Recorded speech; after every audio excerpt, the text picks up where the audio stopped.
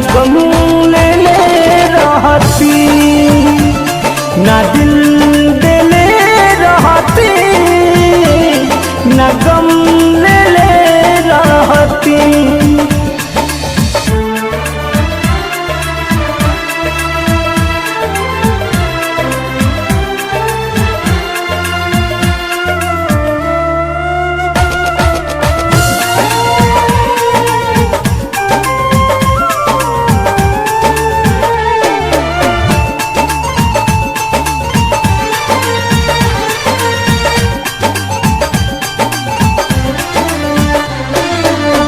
झूठे पियवलू मोहब्बत के पानी, अब ससुरा में जाकरू लगल बाधा बेवफाई के देह में, तू नहीं तनिको धुआं तरू।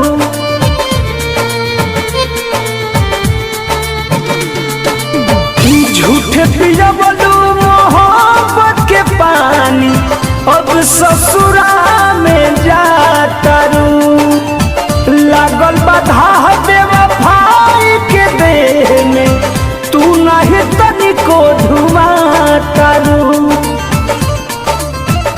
दर्द सुन तू तबे नु कहती, ना दिल देले रहती, ना गम ले रहती, ना दिल देले रहती, ना गम ले रहती।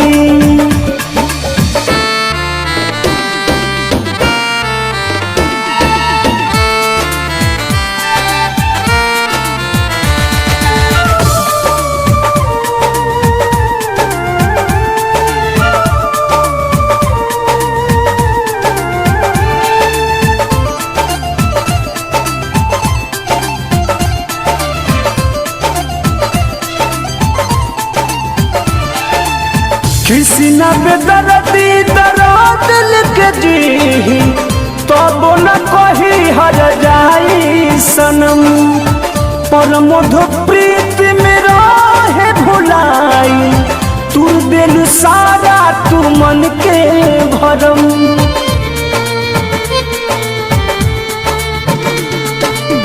किसी न बेदर्दी दर्द लिख जी, तब न कही हर जाई सनम, पर मधु प्रीत में रहे भुलाई, तू दिल सारा तू मन के भरम। सहल जाइत तबे नु सहती, ना दिल देले रहती, ना गम ले रहती, ना दिल देले रहती, ना गम ले रहती।